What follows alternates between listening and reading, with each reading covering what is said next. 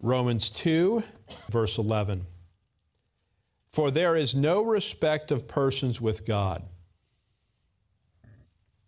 In verses 9 and 10, Paul referenced to the Jew first and also to the Gentile. In verse 11, he says, there is no respect of persons with God. So God does not engage in favoritism.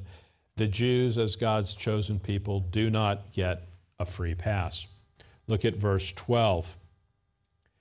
For as many as have sinned without law shall also perish without law, and as many as have sinned in the law shall be judged by the law. Let's start with the first part of that verse. For as many as have sinned without the law. Those who are without the law is a reference to Gentiles. And the reason that's a reference to Gentiles, look with me at Romans 3. Romans 3, verse 1. What advantage then hath the Jew, or what profit is there of circumcision? Much every way. Now notice, chiefly because that unto them were committed the oracles of God. What was the major advantage that Israel had in time past? They were given the Word of God. When Romans 2 refers to part of mankind as being without the law, it's a reference to Gentiles who were not given the Old Testament law. Now I want you to think about something with me. Man would like to think that ignorance of the law is an excuse. You've all heard this saying, is ignorance of the law an excuse? It's not. And let's talk about this just for a minute about why it's not. What man would like to say when he's being judged is, well, I wasn't aware that I wasn't supposed to do that. And because I wasn't aware, then you can't hold me accountable. You know why man would like to do that? Man would like to do that because imagine if the prosecuting attorney had to prove that you had specific knowledge of that statute. Are they going to be able to prove that? Are they able to find a witness that says, yes, I was looking over his shoulder and he was reading in the Ohio Revised Code and I saw him pause on that statute and read it and he read it out loud and I heard him speak of it? Is that ever going to be possible to prove? No.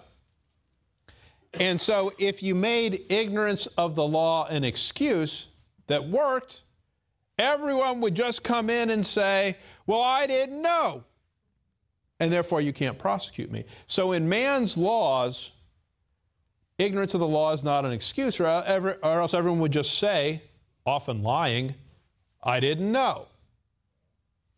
But let me say this. Does God know whether you knew?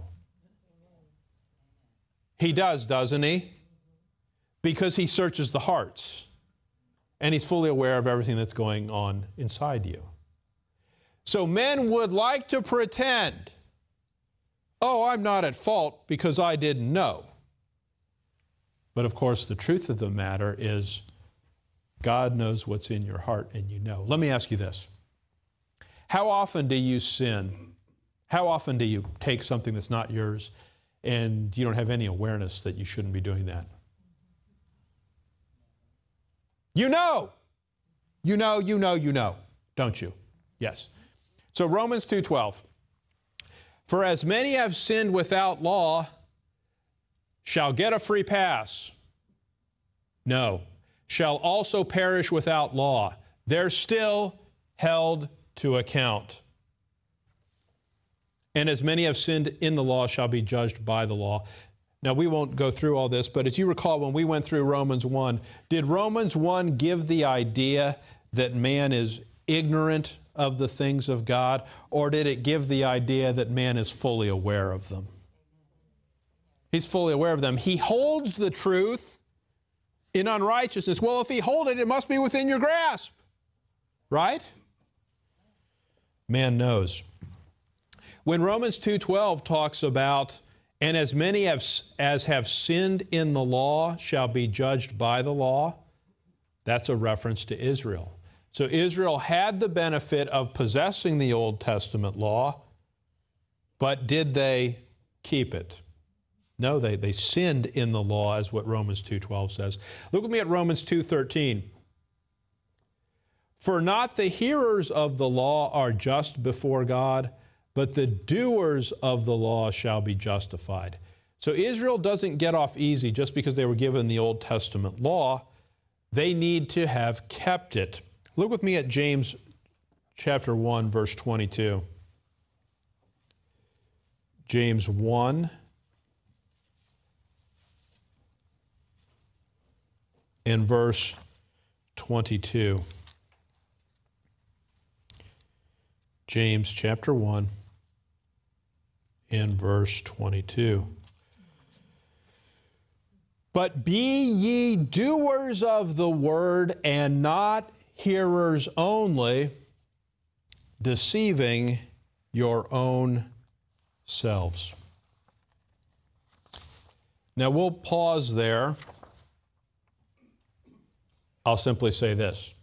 Was today one of those encouraging, happy studies where you're left with a warm fuzzy?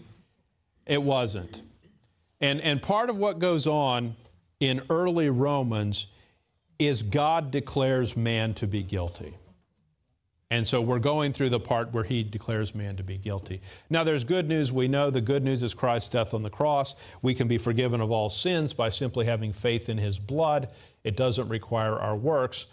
But you have to go through the process of understanding the guilt that mankind has apart from the gospel.